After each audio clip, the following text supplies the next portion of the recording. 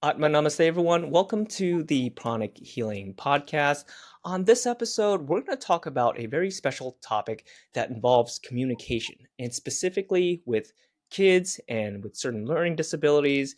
And we're going to talk about how the techniques in pranic healing can not only support these kids on this journey, but also help everyone else involved improve this process. So we have an expert today. Her name is Monal, and we met in the Arhatic Yoga Retreat. So I'm really excited to have this conversation because we had a little bit of a short discussion discussing how pranic healing tools and techniques can really help these kids and the parents through this process. So please welcome Monal. Hi, Jason. Hi, Monal. So for those of us that might not be familiar with your work, we understand that you're a pranic healer, but you're also a professional speech and language therapist, specifically for kids. So for those out there that have no idea what speech language therapy is, can you give us like a short one paragraph explanation of what that entails? Yes, of course. Firstly, I just want to say thank you so much for having me on here today. The work that you're doing to sort of actually bring about evidence or awareness of the evidence between science and spirituality is really phenomenal. And it actually makes life for us professionals, it makes it easier for us to do our work. So thank you. Great, thank you. So speech and language therapy, I mean, there's many facets to it. I specialize in working with children, and I work with children from the ages of 2 to 16.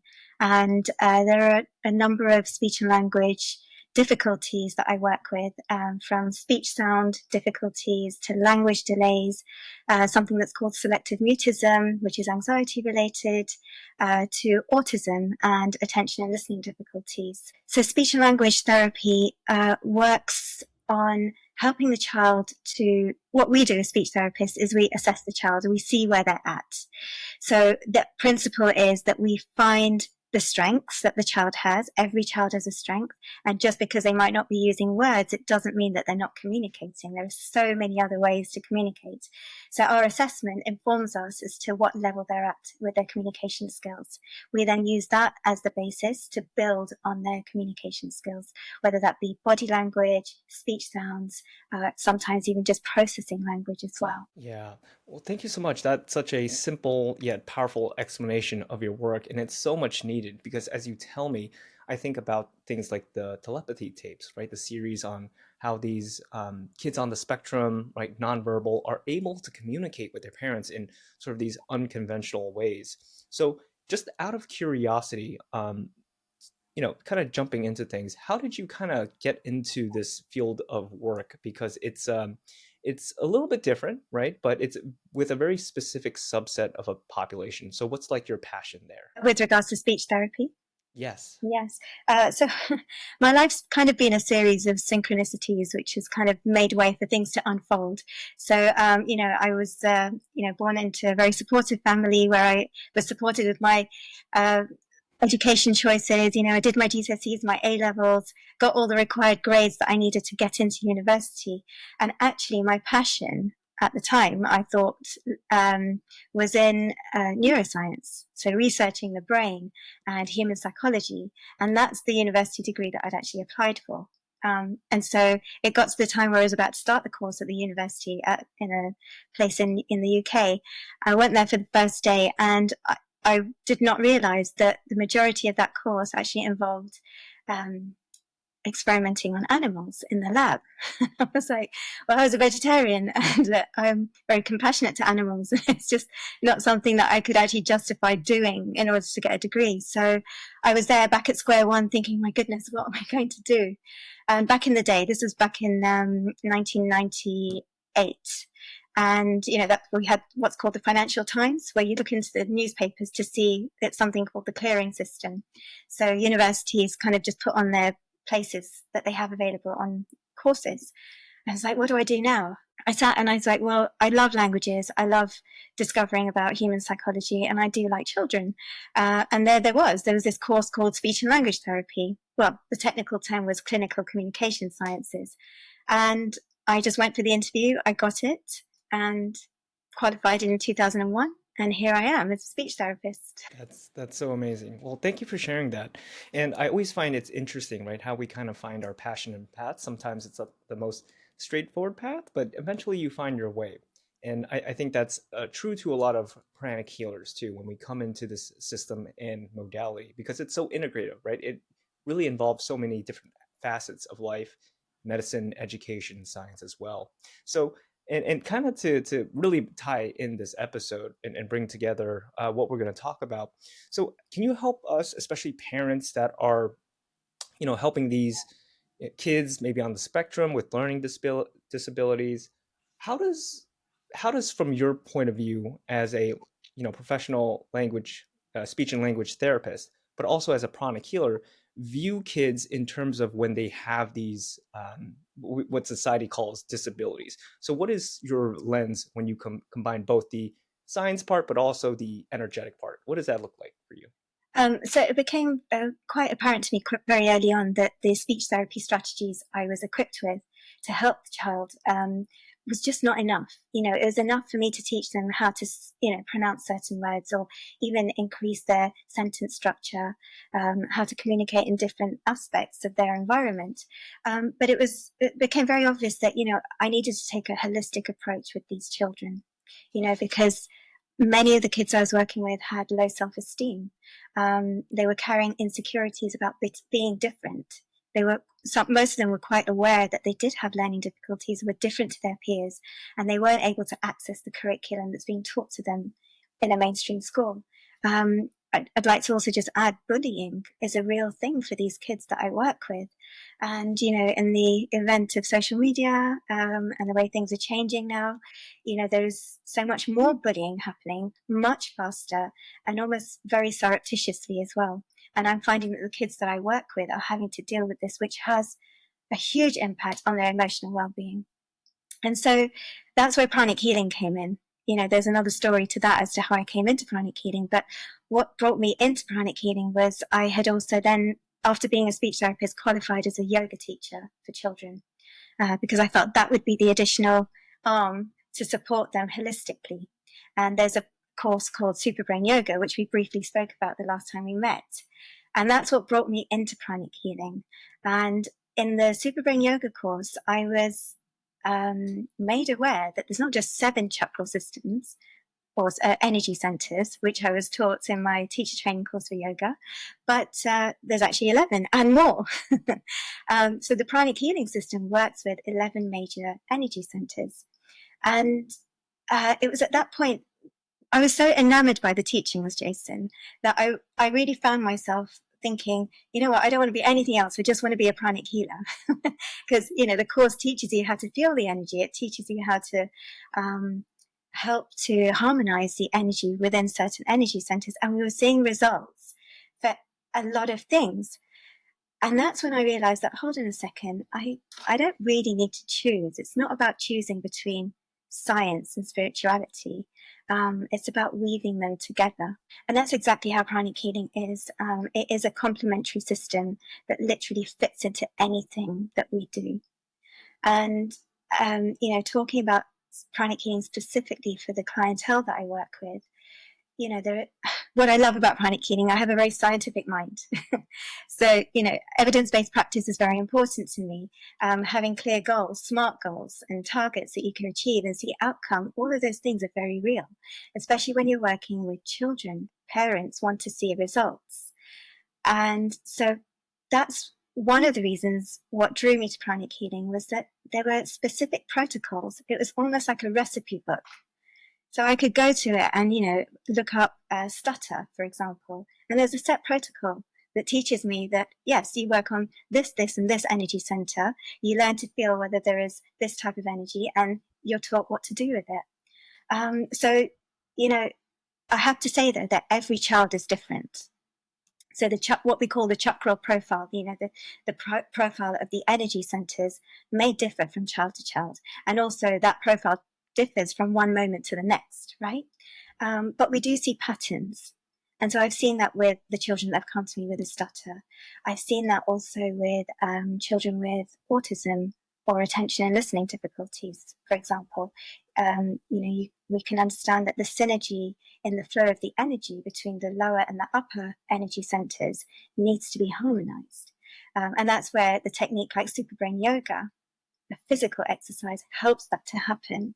But if a child is unable to do that, there's pranic healing techniques that helps that flow of energy to take place. Amazing.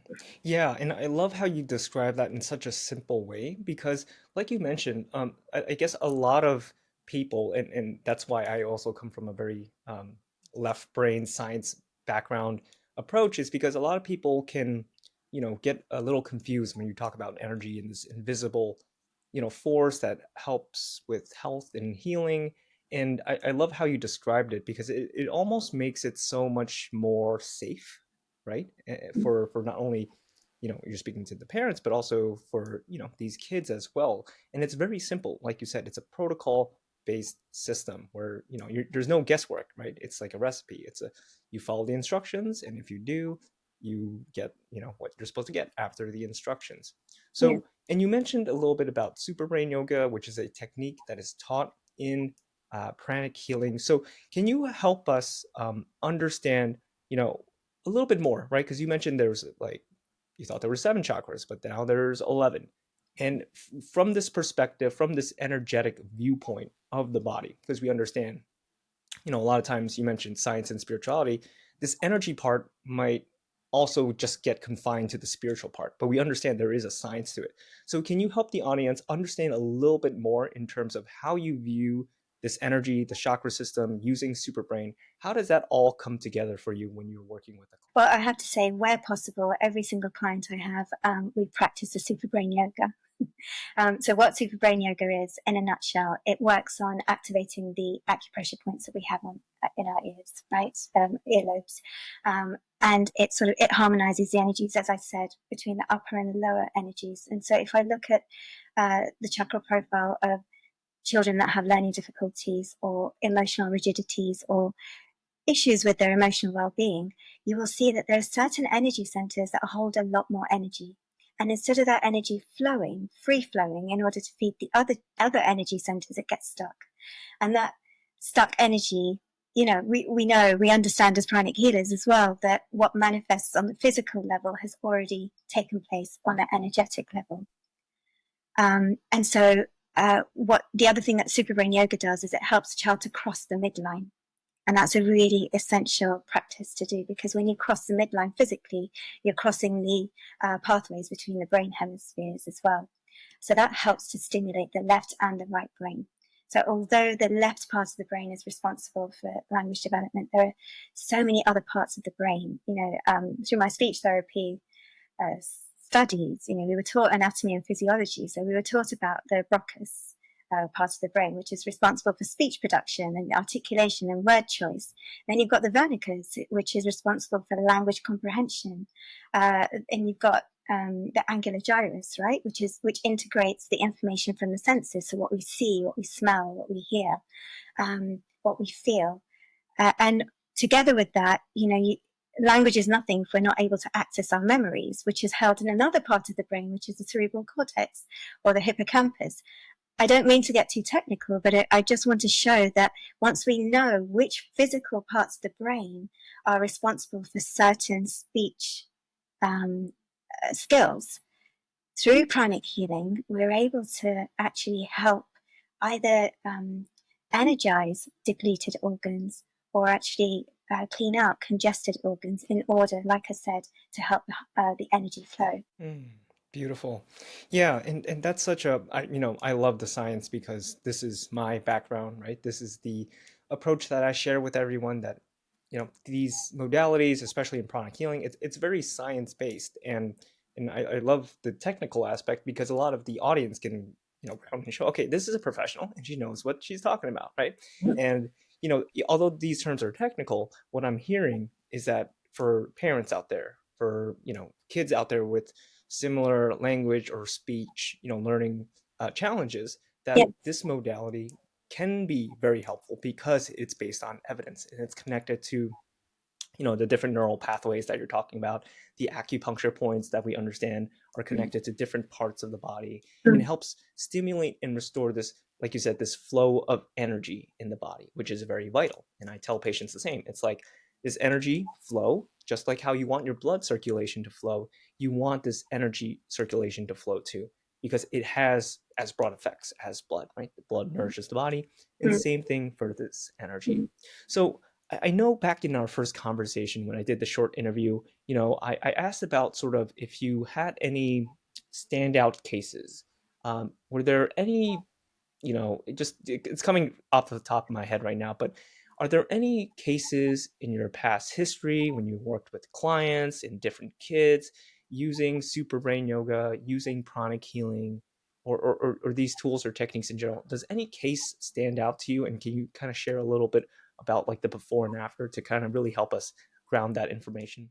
Yeah, I've got quite a few examples, but I'll share. There's a snapshot example that I have that comes to mind first of all, and this is a school that I had taken Superbrain Yoga into, so the staff were aware of Superbrain Yoga, and there was one very eager teacher that carried out the Superbrain Yoga with her children. So because of that, the conversation had already taken place that I am a pranic healer, and she was familiar with energy healing, and there was a child in her class the day that I happened to be at the school who just had a breakdown. Literally, he was just so dysregulated with his emotions. He was just going into meltdown mode, picking up chairs, throwing them. They had to clear out the classroom with the other children to keep everyone safe. And I happened to be there, and she's like, "Monal, can you just do your thing? Can you do your healing thing?" And I was like, "With pleasure." And I knew that a lot of our emotions are held they can be held anywhere in the energetic system, but there is a specific energy center called the solar plexus, right, which sits just below the ribs. And we hold a lot of emotions there, positive and negative. And, just through my scanning of the skills, I was able to see that his solar plexus was really congested. There was a lot of anger, even chakra energy centers lower down, they were super congested and activated as well. And there's this technique that we were taught. It's called the distribution technique, where you learn how to distribute that excess energy throughout the rest of the body. Now, I was not in the same room as that boy. I was in a separate room, and I did what we call the distribution technique of the energy. And minutes later, the teacher walked back into my room, and she's like, "I don't know what you did, but he just all of a sudden just dropped the chair, and he's just sitting down, and we're able to have a conversation with him. We can reason with him." So I'm giving you that example because yes, there are clients that I have that I need to heal on a regular basis, on a weekly basis, to maintain their progress. But it's something that can also be used very easily in order to manage a situation where a child is not safe themselves or is causing danger to other children too. Yeah, that's so powerful, Model, because if you think about it, that's you're not even touching them, right? You're just working on their energy. You're clearing out their solar plexus, which is this energy center that houses anger and frustration and all these lower emotions. And you're not even giving them a pill. You're not putting like horse tranquilizer in them, right? You're just working on their energy, even at a distance, right? So it's so safe, it's so accessible, it's so Because practical, in that right? moment, So yeah. sorry to interrupt, when a child is going through something like that, they're not ready to be reasoned with. They're not ready to be spoken to, and you really need to calm them down, somehow get them grounded before we can actually start to reason with them and use the other techniques that we have. Yeah, and that adds to it too, right? Because you're so limited, you're so strapped on what you can do. It's either you let them just go through their, burn through their energy, let them allow them to have their moment, or there's like tools like pranic healing where we can real time actively help remove this congested energy that is partly causing some of this emotional and physical presentation that you're talking about, where it's this visible frustration that they're having like this outburst. So that's really an amazing story, Monal, and I'm sure a lot of parents can, when they hear that, that sounds almost too like miraculous, but we see this all the time, right? And this is why I appreciate the opportunity to speak to professionals like yourself, because you're out there, you're an expert in your field, you're seeing this, right? You're seeing these changes in these kids, and you have a science-backed mind, right? Mhm. And part of this modality that Master Choa teaches, the founder of Pranic Healing, is as we come to our own conclusions, right? Even though you have these teachings, these recipes, right? You don't know what a cake looks like until you bake the cake yourself, right? Go through the recipe. And what I'm hearing is that, from your experience, it tends to work pretty well. Would you agree with that? Absolutely. And I would also say that I am always pleasantly surprised every time there is a result. So that, although we do it with full faith and we know that, we've got the validation skills, but every time there is a result, I'm like, wow, so I'm never not in awe of the results, which does remind me of another case of a child who does have language structures and does know how to communicate, but he was affected by what we call selective mutism. And what that is that it's not that the child doesn't have the ability to talk, but their emotional body is, they're so anxious that they're not able to actually regulate their breathing and access that part of the brain in order for the words to come out and communicate. And I had the opportunity to do a healing for this boy, and within minutes, I had the teacher then come back to me saying, "Oh my goodness, Monal, that healing was amazing because from the moment you started the healing and then you stopped, he by himself came up to me and said, Miss, what do I have to do for homework today? And is it okay if I play with so and so in the playground because I really like playing this game?" And that teacher, since the beginning of term, had not heard even one or two words coming out of that boy's mouth, and we had strings of sentences coming out from that boy. Wow, that's incredible. So I resonate with that so much because for people out there that have anxiety, right, even though you might not be a kid diagnosed with selective mutism, we've all been there where we felt anxious, right? Our emotions just don't allow the words to come out, right? And to see that transformation, right? Having strings of sentences come Mm-hmm. out where before that wasn't even, close to being possible. Thank you for sharing that because that just shows to the real time benefits, right? Just the transformation that happens after, simple healing sessions, right? Which it's basically we're working on this energy body, the emotions, and specifically the solar plexus, the throat chakra, which are connected to emotions and communication and things like that.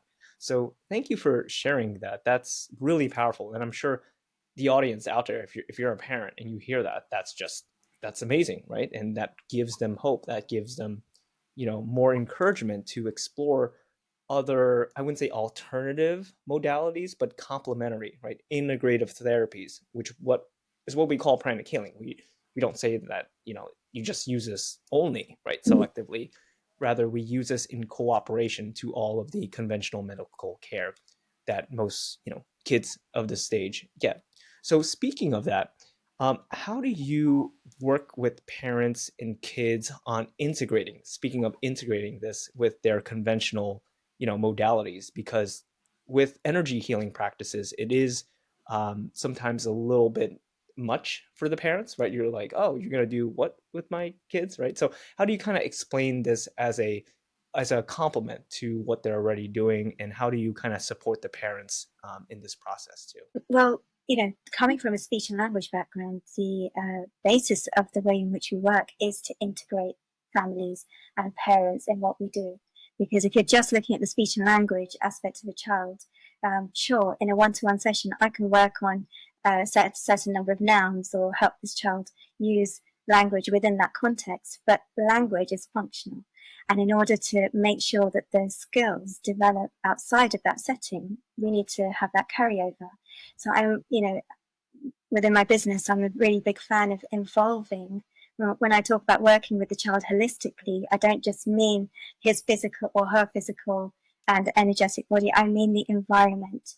And so we always involve the parents and the teachers where possible. So, you know, whilst I demonstrate speech and language techniques to the parents, I also encourage parents for them to join in with the Superbrain yoga, for them to join in with the breathing practices. But also, there's, Master Chef Gotsu, my teacher, our teacher, has given us a meditation on twin hearts. And whilst that's, advice for 16 plus to use, I do recommend that the parents use that as a technique. There are many other techniques that Master Choa has also advised. To quote him, he says that children and their families are deeply interconnected on an energetic level, right? And that he says that their auras, children's auras, they absorb stress and anger just like they absorb love, from their environment. They're like a sponge. And because of that, a lot of the advice I give to parents is, cleanse your own aura, cleanse the environment, the home environment that your child is in. Practice a meditation on twin hearts. Send positive thoughts and positive visualizations to your child, because they can actually pick up on your stress. They can pick up on your worry. And that does, research shows that does contribute to communication difficulties and learning difficulties too. Yeah, and I loved how you just expanded that, right? Because when we think on conventional care, it's just the patient, it's just the client, it's just the kid. But you mentioned the spectrum, right? The integration of the family, the environment, right? Using all these tools, and especially what you mentioned about meditation on Twin Hearts, which is the sort of staple meditation practice for pranic healing, because we know it's that heart brain coherence, right? What we call connecting the heart to the brain, the emotions with the mind and the logic. So that's really, really powerful, because there's so much research in just meditation as well for balancing our nervous system, to having improved emotional regulation. And what I'm hearing is that really when parents work with you, it's this holistic process that you mentioned, which I believe is the best way to approach these types of, not only for kids but for everyone, right? For any type of condition, right? If you take this multifaceted approach, you really get at the potential root causes at so many different angles. So yeah, so thank you for sharing that. And to sort of close on this interview, and thank you for sharing so much, Manal, because I've learned so much already, just personally myself, as a science nerd, but just looking into your field and hearing what you're talking about. I'm just so optimistic that these parents and these kids are coming to you, because I feel like at times conventional medicine might exhaust all their options, right? And sometimes I feel like they're left at a dead end. So to help parents out there who might be struggling to help their child speak their voice, for parents who feel stuck in, just doctors telling them, hey, we've done all we can, and, this is likely going to be the case scenario for this child's rest of their life. What kind of advice would you tell these parents? What kind of advice would you tell them to kind of help give them some hope, optimism, and that there might be a better solution for better outcomes out there? So I'm always very realistic in my advice. And, if a child does have a speech and language disorder or a diagnosis of something, as a speech therapist, we don't claim that we are going to cure them of that. However, we do help them to see things from a different perspective. There is always a way to make things easier. And whether that be in the way in which the parents view the child, the way in which the parent adapts their communication style to support the children's way of learning and their way of communicating, or the educator's style of communicating, we can take that approach. But like I said, every child does have an emotional, energetic body, which does need harmonizing. And quite often, it's communication really is about connection. And there's not just one route for connection. And yes, we use words, we use listening and speaking as one form of connection, but there is another form of connection. And like I said, encouraging parents to visualize things for their child. For example, I had a parent talking to me. She was sending her child to a residential trip for the first time. And that child is neurodiverse. They've got autism. And the mum was beside herself. She was like, well, what if this? What if that? What if this? And I said to her, okay, well, what if we visualize something else? What if we visualize that your child might have found something difficult, but they had the ability to ask for help? What if you could visualize your child going through that whole residential trip, smiling, making the connections that they needed to do? And that, just simply that visualization, is like a prayer, isn't it? And, even through my yoga training, and Master Choa says it as well, where thought goes, that's where energy follows. And I think that is the basis of pranic healing as well. Where your intention goes, that is where the energy follows. And that's how you can make a difference. Yeah. Well said. Where attention goes, energy flows. And I say that all the time. So thank you so much for sharing that, Monal. I think the audience, especially parents out there, just gains so much from you sharing your experience and your wisdom and how professional you are at approaching this. So, um, and yes, we're very realistic too. We understand that this is not going to be the end all, be all, cure all for all types of conditions, but we do understand that this will help move the needle forward. And to how much, to how strong of a degree depends on the person in the case, like you said. So thank you so much for sharing that. And I know that we'll have for the audience your social media, your Instagram, your Facebook, your YouTube, and other links. So what is the best platform for people that are interested in your work, right? Because you do this practice for parents out there. Which is the best mode of communication that people can reach out to you? And I'll have that link down below. So they can reach out to my Instagram page, or they can actually email me directly to Speech Sanctuary, which is hello@Speech Sanctuary. Okay, perfect. So I'll have all that information down below for all those who are interested in working with Monal. So thank you so much again, Monal. This has been such a wonderful conversation, and it was a pleasure to interview you. And I'm sure we could talk another hour about this because I love sort of your connection of the neuroscience and applying the energy work, but with an evidence-based background and really just telling us those transformative cases, right, of those children having such immediate real-time results, which is fascinating and so exciting. So thank you so much, Manal. Thank you for having me, Jason. All right. Well, thank you everyone for listening to this episode of the Pranic Healing Podcast. If you've enjoyed this episode, please leave a like and comment down below. And if you've really enjoyed this episode, please consider subscribing to support the podcast production as well. So that's all for this podcast. Take care, and we look forward to seeing you in the next one.